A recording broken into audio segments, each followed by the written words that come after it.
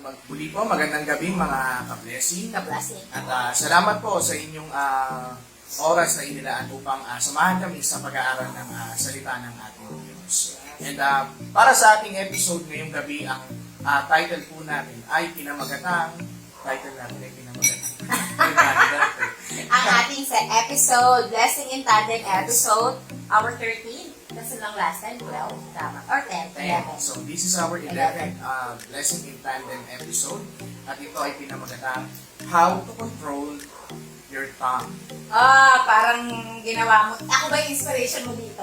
Siguro yun yung feeling ng Holy Spirit kasi ikaw yung kasama ko eh. Dapat maturuan natin agad itong dalawang mag-share. Sa bagay. Sa bagay ko yung nag-share ka, ikaw naman talaga yung nag-aaral tayo. Truth, pag nag-aaral ka sa Tandem, ikaw naman talaga Ako na pinuturuan. From Yes. from there, nagiging pagpapala siya sa ibang tao. True. So, I hope you have your Bibles with you, mga kapatid, at samahan niyo po kami sa James chapter 1, verse 26. Ako Sige, Ate Melo, tapusin mo muna yung inanguya mo. By the way, pag nag-noodles kayo, pwede nyo lagyan ng kimchi. Ang sarap, nag-iiba yung lasa. Sarap. Ang sarap. Hindi ko nga binibigyan sa kanya. Anyways, Ito na sobrang James 1:26 CEV version.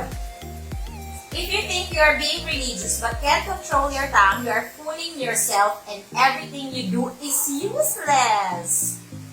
Oh, Kuya Jonah, napaka napaka parang ang talim. Ang sakit. Ang sakit. Go. Kasi nga, ang salita ni Lord ay isang two-edged sword. Yes. So, ewan ko na lang kung hindi ka pa talaga matuto. Pero, ang buhay natin dito sa lupa is it's a lifelong process. So, araw-araw may tinuturo ang Diyos sa atin upang mas maging malinaw tayo. Ngayong gabi, kapatid, ito ang nais ituro sa atin ng ating Panginoon sa atin. Ikaw na nanonood ngayon ng episode na ito. The Lord wants to teach you about controlling your tongue. Tingin mo, Ate Melo, gaano kahalaga na nakokontrol natin yung dila na yan? Or yung pananalita, kasi yan ang main tool natin with this small part of the body. Of course, Kuya Jonah, very important. Maliban sa, we all know we do our communication, yung parang kitang-kitang communication is through words.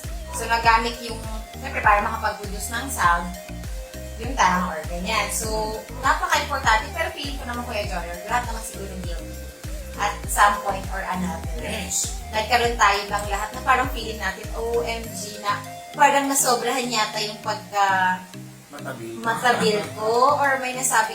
Though unintentional, sometimes, feeling ko lang naman.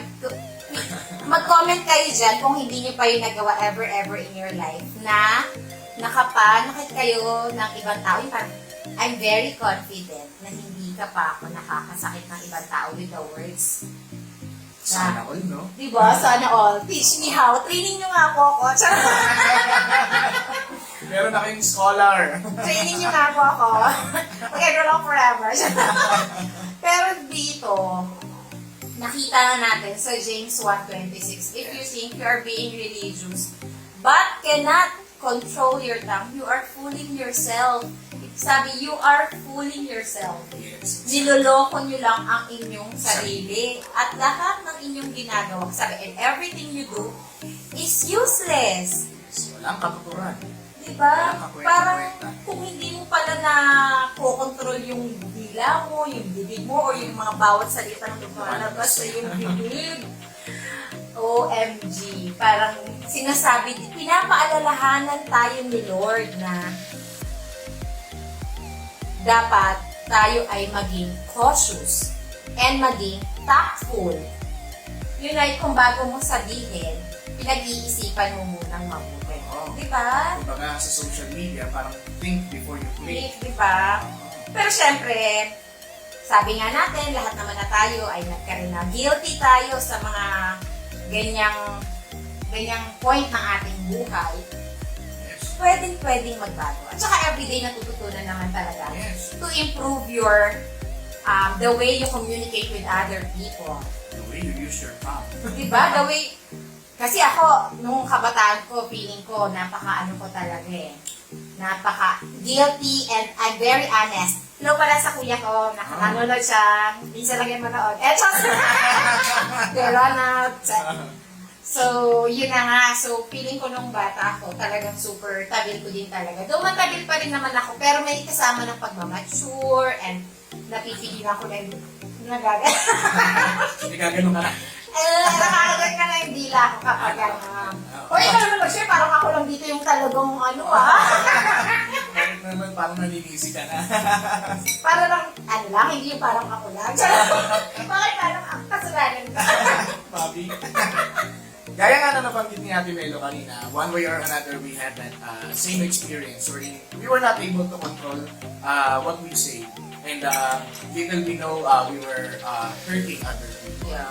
And ngayong gabi, the Lord is going to teach us some tips on how we can control our tongue. Actually, dalawang point lang ang aming i-share ni Ate Melo. And wala na patumpik-tumpik pa. So, boom, kara-kara. Kaya minsan ayaw natin mag-live, ang ingay-ingay namin. Oo nga, inaalat ang idol mo si Vice Ganda eh. Ikaw yun nakaisip. Ba't kakanta? Wawawin! Baka naman! BT, anong sinasabi mong ate mo is very straight to the point? Excuse me, nakikita ko yung sarili ko sa'yo nung bata ako. Pero yung mga good side ko lang, don't worry. Yes. Yung mga good side ko lang yung nakikita ko nung nasa iyo. Anyways, go pa lang. Wala lang patumpik-tumpik pa. Go to our first point. Yan. So, in order for us to control our tongue, the first point that we would like to share is put your faith into actions. Kaya nga sa sinabi ng Panginoon sa kanyang salita, faith without works is dead. So, what's my point? Gaya nga ng lagi nababanggit ni Pastor, our faith should be exercised not only by hearing but also by doing God's word. Siguro Kuya John, pumasok lang sa ano ko ngayon. No. Minsan yung mga very careless nating mga nabibitawang salita. As a Christian, sabi, malas-malas ko naman. Diba yung mga gano'n, parang yung faith mo wala. Yes. Kasi faith, ako, naniniwala ko, there's power in our tongue. So, Every word you say. diba? So, let's be careful kung ano yung mga lumalabas sa atin. Tsaka hindi yun yung mga inaano sa atin ni Lord, yung mga napag-aalala natin sa church, yung mga nababasa natin sa salita ng Diyos na, malas na nga ba talaga? Yung gano'n. Yung mga nabibitawan natin mga expression na hindi nagpapakita ng ating faith. Yes.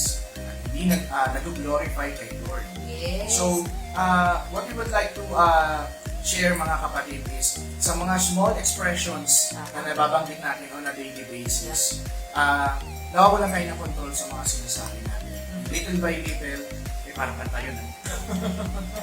Little by little, those small expressions become our real. It becomes real. It becomes our lifestyle. Yeah, na-invite ko kasi yung ganung parang thinking, isang nagiging habit mo na, ikaw na yun, hanggang sa ikaw Yes, na yun. exactly. Kakasabi mo na ang pangit-pangit ko ngayong araw. Hanggang sa... Lifetime. Example lang to. Ikaw yan. Bakit ba pangit yung nabanggit ko? So ano kaya? Ang taba-taba na lang. Pero Hindi kung may... papayat na ako eh. Kahit yung mga ganun, mga kapatid, if you have something to share, mga small expression, hi, trabaho na naman.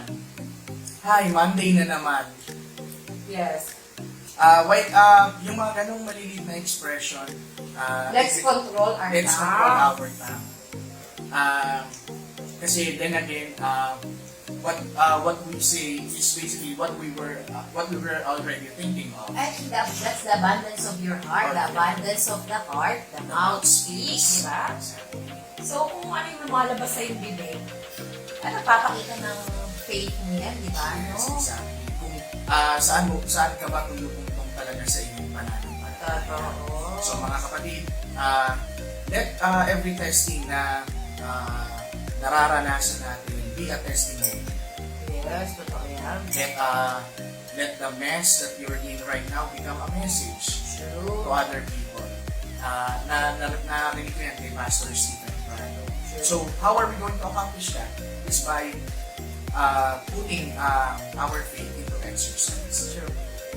So, hindi lang siya on a weekly basis. Kaya nang nabanggit ni Pastor Bong sa amin nung nakaraan, nung nag-BS kami, na yung spiritual life natin, ine-exercise lang natin ng every Sunday. Weekly basis lang. We can do it on a daily basis. We can do it every single time.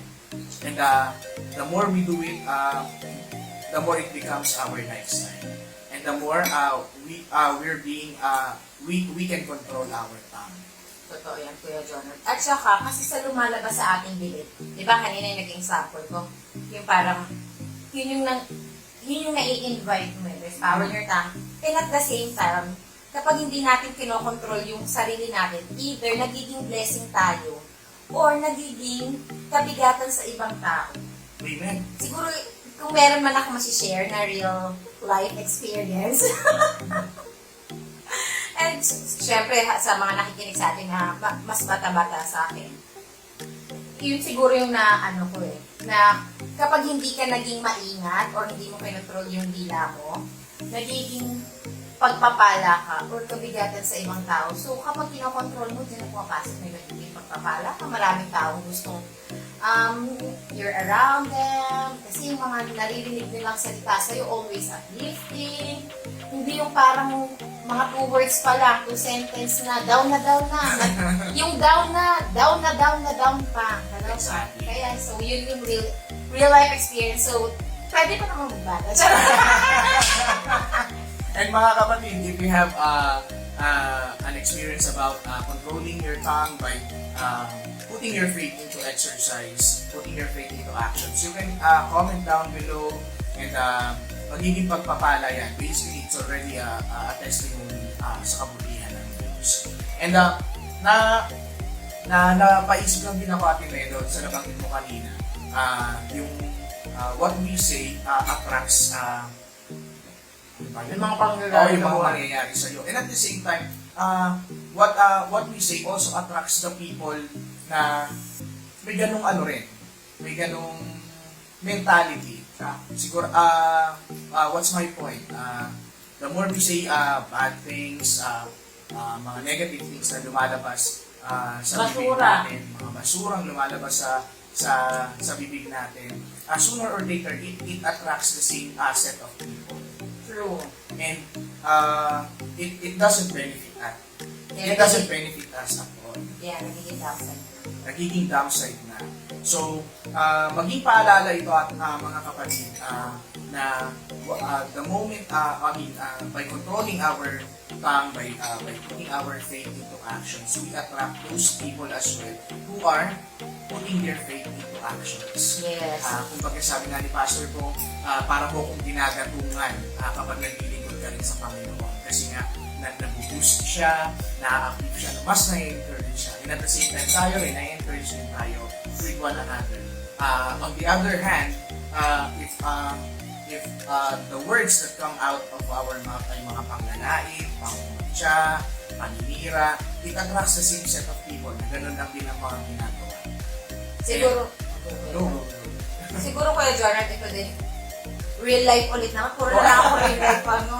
Siguro real life tip ko lang din. Kasi siguro, syempre, natutunan ko din to, no?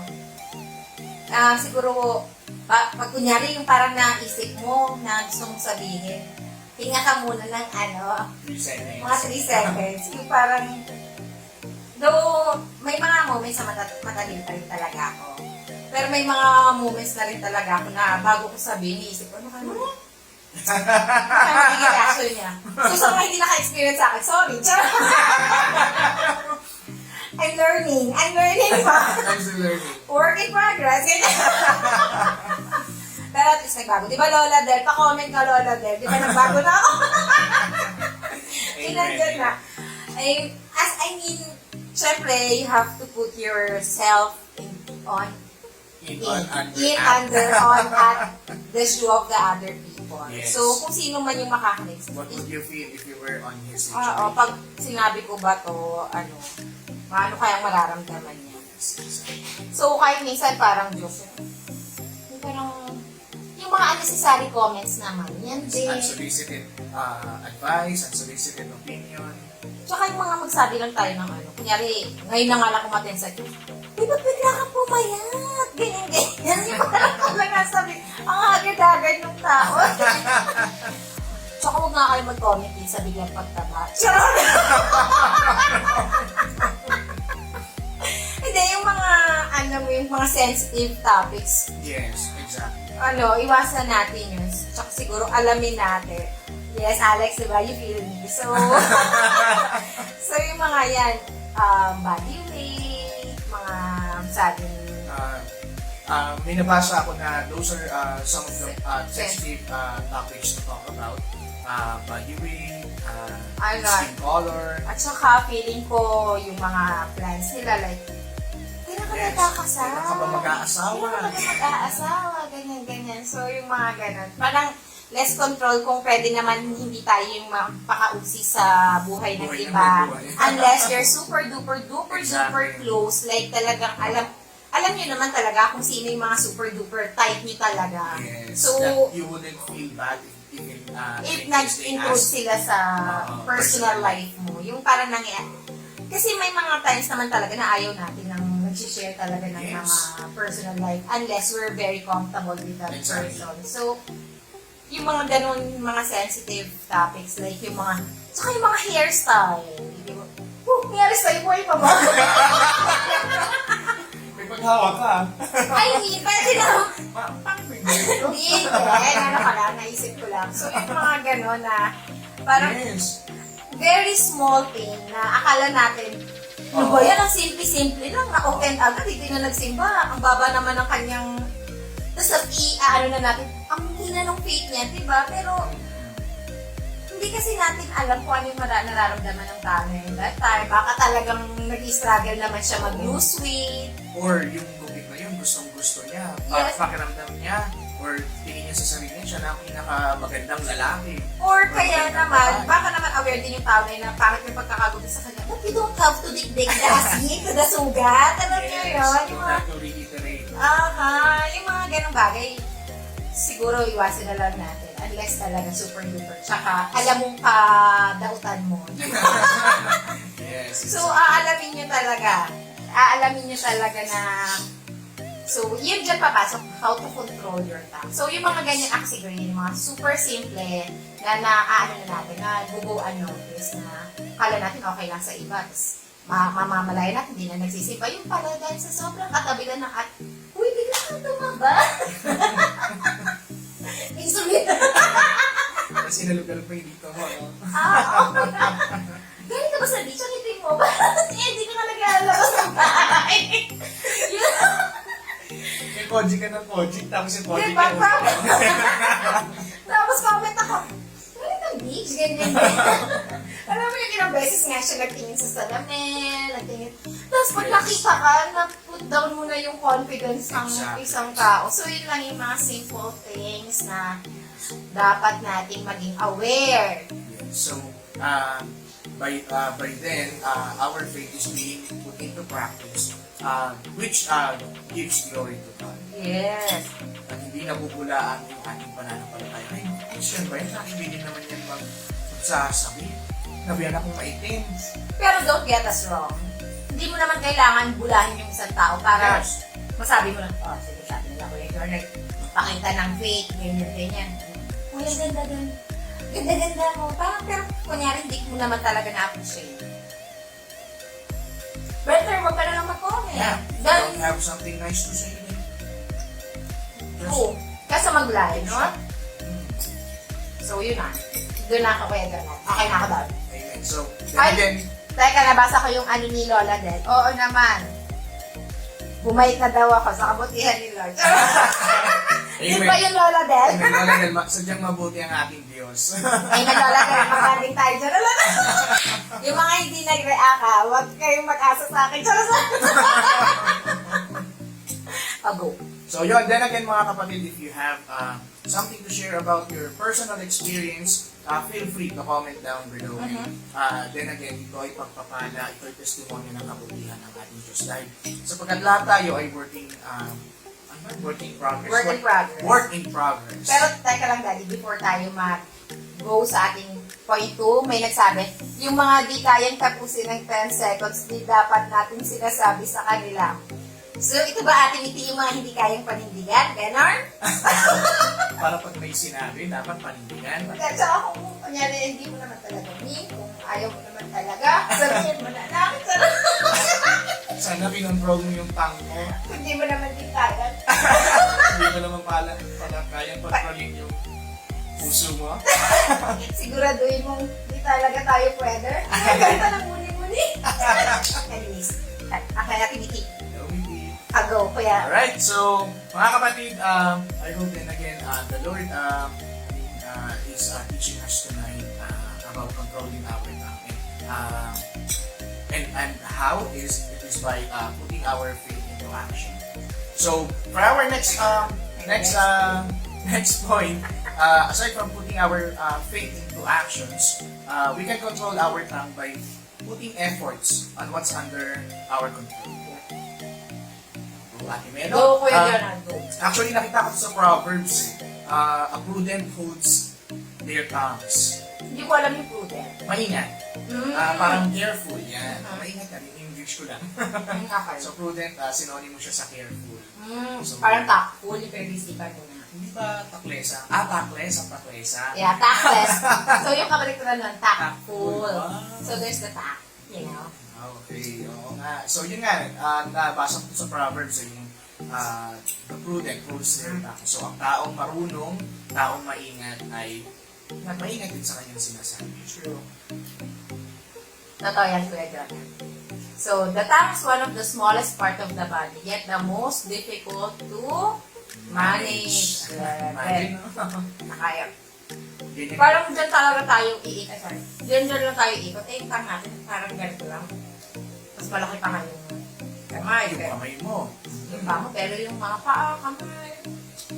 Yung tiyan natin, mga building, malalaki na dyan. Pero, bibig, ang pinaka, Ang dila.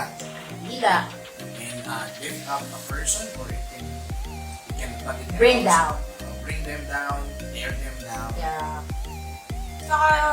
Siguro hindi lang basta sa tao, kundi yung relationship mo sa iba. Yes. So, dito sa sinabi natin, dun, ano nga yung Kuya Jonah, yung Putting your effort on what's under your control. siguro maganda itong kunyari Kuya Jonah, kapag ito naman, sa akin naman Mga yung sitwasyon na sa wala. mga nasa sitwasyon ka na, kunyari may nagsabi sa'yo ng hindi mo nga nagustuhan, imbis na magre-retaliate ka, by saying another hurtful words to that person na nakasakit sa'yo, doon ka na lang sa ano ba yung control ko. Yes. So, imbis na mag-retaliate ako or gumanti ako ng, sabihan ko din siya ng masakit, ang maraman niya talaga. Mas pangit ka! Mga ganyan. Sabi ko, ang taba mo. Ang pangit ka naman. Ang taba pangit ka naman. Ganon. Diba? Kaysa mag-ganon tayo, doon tayo sa kung ano yung makokontrol natin. Yun ay kung hindi intindihin baka itong tao naman na to ay Wala namang masamang tinapay. hindi. Tsaka Kuya Jonah, ano ba yung control mo? Yung emotions mo. Yes. Makakabuti ba sa akin kapag nagalit ako? At saka, ito bang tao na to na nagsasabing mataba ako, close ba kami? May importansya ba siya sa buhay ko? Sino ba siya para intindihin ko yung sinabi niya? So, yung sinasabing what's under your control, ito yung mga bagay na nakokontrol natin. It's either yung reaction natin, yung emotions natin, yun yung mga makokontrol mo. Tsaka kung ano yung The way we maiisip. look at situations or Yes. Always be the bigger person. So, dyan mo kasi mo maumpisa, makontrol yung dila mo. By, nabusog ako. Ramdam ko nga yan. Diba? By controlling what's under your control. So, kagaya nga nung nabanggit ko, imbis na sabayan mo yung inis or sabayan mo yung isang bagay na nakapanakit sa'yo, bas doon ka nalang mag-focus, baka itong tao na to, hindi mahal ng mama. Sorry. Kaya mga bira lang yan. Walang childhood best friend. Mga ganon. Tsaka baka, kasi hurting people. Hurt people. So, ikaw, ibis na sabayan mo, sabihan mo din na hindi mo kokontrolin din yung dila mo. Sabi, hindi mo kinontrol dila mo. Ako din na. Ready ka ba? Ako naman. So, kesa mag-ganon, mas maganda na doon ka na lang mag-focus na baka isipin mo na baka itong tao kung may pinagdadaanan, at saka dead man na lang. Nakakahinga pa naman ako. Kesa mag-react ako, bigyan ko pa ng time yung mga, yung parang mag-uumpisa ng pag-aaway, ng conflict. So, better para peacemaker tayo, hindi lang tayo peace lover, kung hindi peacemaker, we control our tongues. Huwag na tayo, di ba? By putting efforts on what's under our control. Yeah. So, ibig sabihin, bibigyang diin natin. Bibigyang effort natin. Anong tagal ng effort? Pagsusumikapan natin na kontrolin yung mga under din sa plate natin. Sabi ni Pastor. Pas hanggang bukas na kasi to eh. So, go on. Teko, ikaw na. So, sabi mo nga kanina, the prudent holds their tongue. It's a proverb. So, paulit-ulit lang yung talaga tinuturuan tayo ni Bert na huwag tayong padalos-dalos. Huwag tayong padalos-dalos. Kasi may mga mababanggit tayo, may mga masasabi tayo na never na natin mababawi. Totoo yan. Yes. Kahit pag-nasira na yung relationship, pag-shock na yung And if we're not going to control our tongue, what we say, it transpires to what we do, and it transpires to what we live. And then again, laging ang binabanggit sa akin ni Pastor Bong is make sure that what you're living for is worth dying for. Totoo naman. So, another thing is, by controlling our tongue, we use it as a protection, not only for ourselves, but also sa mga taong nakakasalamuhan natin. We don't use our tongue as a weapon na nagpapasakit pa sa kanila. Nagpapasaring, nagpapahirap, nagpapabigat. So ngayon kapatid, ngayong gabi, the Lord is teaching us that in order for us to control our tongue, to control our mouth, to control what we say, is by putting our faith into actions. Yes. And also by putting effort on what's under. Ate Medo? So, sa ating tagline, Kuya Jonald, eating together, Getting blessed together. So again, ito na naman po ang another episode na Blessing in Tandem. Bye! Hindi kayo pa.